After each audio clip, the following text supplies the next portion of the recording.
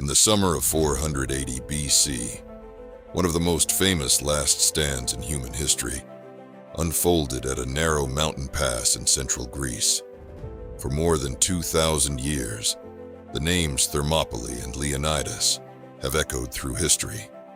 A story of courage against impossible odds, a story of sacrifice, a story that transformed defeat into immortality. But behind the legend lies a real battle, fought by real men against the greatest military force the ancient world had ever seen. This is the story of the Battle of Thermopylae. The story begins decades earlier.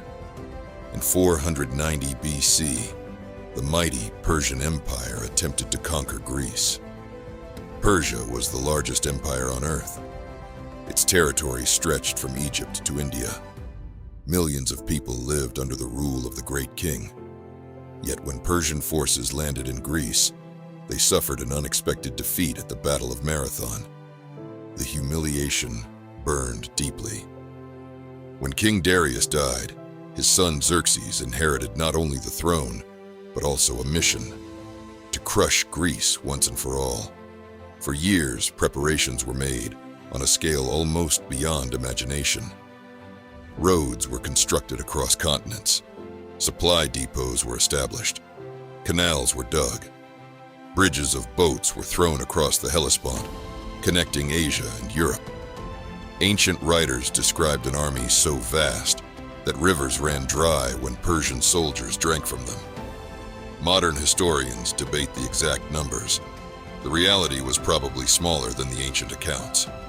Yet there is no doubt that Xerxes assembled one of the largest invasion forces the world had ever seen. By 480 BC, the Persian war machine was moving west. Its objective was clear: conquer Greece, destroy resistance, expand the empire to the edge of Europe. The Greek city-states faced a terrifying choice: submit or fight. Many chose submission. Others argued endlessly among themselves. The Greek world was deeply divided. Athens and Sparta were rivals. Cities distrusted one another. Ancient feuds lingered everywhere. Yet faced with the greatest threat in their history, a coalition slowly emerged. Among its leaders stood Sparta. Unlike most Greek cities, Sparta was a society built entirely around warfare. From childhood, Spartan boys endured brutal training designed to create disciplined soldiers. The Spartan hoplite was feared throughout Greece, and leading Sparta in 480 BC was King Leonidas, a warrior king, a veteran soldier, a man who understood exactly what was coming. The Greeks knew they could not stop the Persians in open country. Xerxes possessed overwhelming numerical superiority. If the Persian army could fully deploy, Greek resistance would simply be crushed beneath its weight. Instead, the Greeks searched for terrain that would neutralize Persian numbers. They found it at a narrow coastal passage called Thermopylae. The name meant the hot gates. Steep mountains rose on one side. The sea pressed close on the other. In places, the pass narrowed dramatically. Only a limited number of troops could fight abreast. Here, a smaller force might hold back a much larger one. The Greeks decided to make their stand. Leonidas marched north with his personal guard of 300 Spartan warriors. These were not ordinary soldiers. Each man was an experienced veteran. Each had a living son to carry on his family line. The Spartans knew the mission was extraordinarily dangerous. Many historians believe Leonidas understood from the beginning that he might never return. But the Spartans were not alone. Thousands of warriors from other Greek cities joined them. Men from Thespiae, Thebes, Corinth, Arcadia, Phocis, and many others. Together they occupied the pass and prepared for war. Soon the Persian army arrived. The sight must have been overwhelming. Endless ranks of infantry, archers, cavalry, engineers, camp followers. The banners of countless nations fluttering beneath the summer sun. Xerxes looked upon the Greeks and could scarcely believe what he saw. A tiny force blocking the path of an empire. Confident of victory, he waited several days. Perhaps the Greeks would surrender. Perhaps they would flee. Instead, they remained exactly where they were. Ancient sources even claim Persian scouts observed Spartan warriors calmly exercising, grooming their hair, and preparing themselves for battle. To the Persians, the behavior seemed absurd. To the Spartans, it was tradition. Warriors prepared for death with dignity. Finally, Xerxes lost patience. The attack began. Wave after wave of Persian troops advanced into the narrow pass. The clash that followed shocked the invaders. Greek hoplites fought in dense formations called phalanxes. Protected by large bronze shields and armed with long spears, they formed a wall of overlapping defenses. The narrow terrain prevented the Persians from exploiting their numerical advantage. Only a limited number could engage at any one time. Again and again, Persian attacks crashed against the Greek line. Again and again, they were repelled. The fighting was brutal. Men pushed and struggled in suffocating heat. Spears splintered, shields slammed together. The dead accumulated in growing piles. Yet the Greek formation held. The Spartans in particular demonstrated the discipline for which they were famous. Units rotated in and out of combat. Exhausted warriors withdrew, while fresh men stepped forward. The line never broke. Persian casualties mounted. Xerxes watched from his throne overlooking the battlefield. What he expected to be a swift victory was becoming a humiliating failure. Determined to break the deadlock, he committed some of his finest troops, the Immortals. This elite Persian force served as the emperor's personal guard. Their reputation was legendary. Yet even the Immortals struggled. The terrain erased many of their advantages.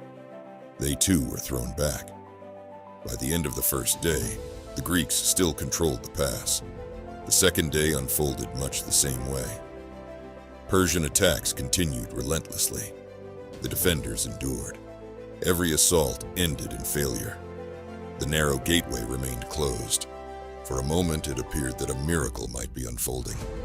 A tiny coalition of Greeks holding back the greatest army on earth. But while the battle raged in front of the pass, events elsewhere would determine its outcome. A local Greek named Ephialtes approached the Persians with a secret. High in the mountains, a hidden path bypassed the main defenses. If Persian troops followed it, they could emerge behind Leonidas and trap the defenders. It was the opportunity Xerxes had been waiting for. Under cover of darkness, a Persian force began the march. Throughout the night, they climbed through the mountains. At dawn, the terrible news reached Leonidas. The Persians were behind them. The pass had been turned. The battle was lost. Now Leonidas faced a choice: retreat and preserve what remained of his force, or stay and buy time for Greece. He chose the latter. Most of the Greek army was dismissed. Many departed before the encirclement was complete. But not everyone left. The 300 Spartans remained. So did hundreds of Thespians. A contingent of Thebans also stayed behind. Together they prepared for their final battle. The decision transformed Thermopylae from a military engagement into a legend. These men knew what awaited them.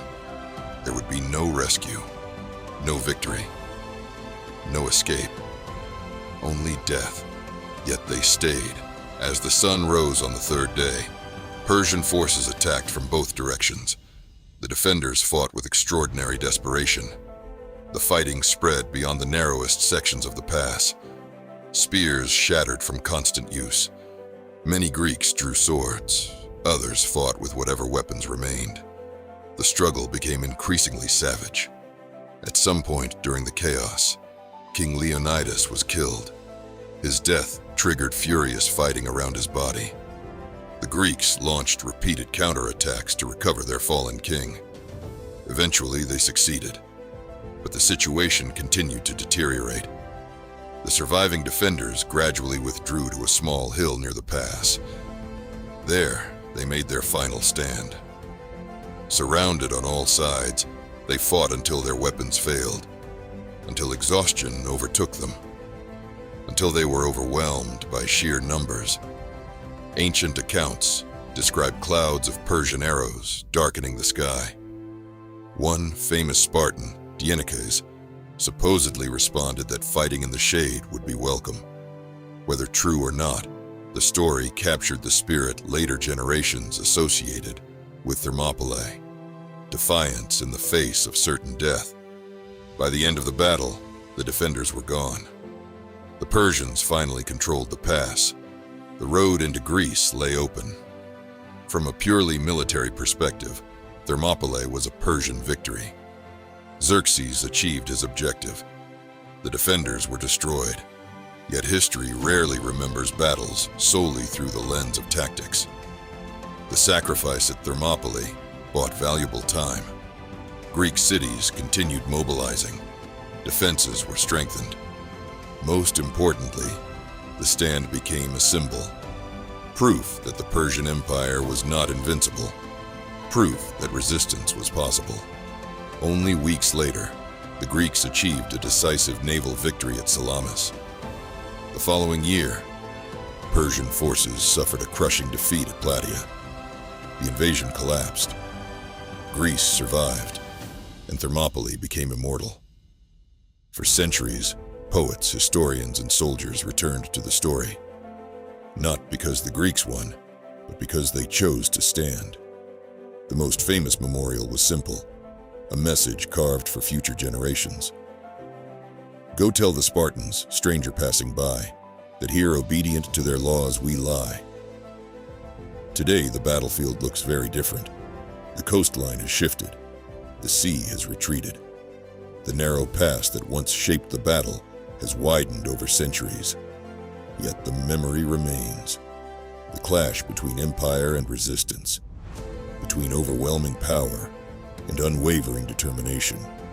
The Battle of Thermopylae reminds us that history is not always written by those who survive. Sometimes, it is written by those who refuse to yield. In the summer of 480 BC, a small force stood before the greatest army of its age. They could not stop the Persian advance. They could not save themselves, but they created something far more enduring. A story that would outlive kingdoms, empires, and civilizations. More than 2,500 years later, the names Leonidas and Thermopylae are still remembered, and the legend of the Hot Gates endures.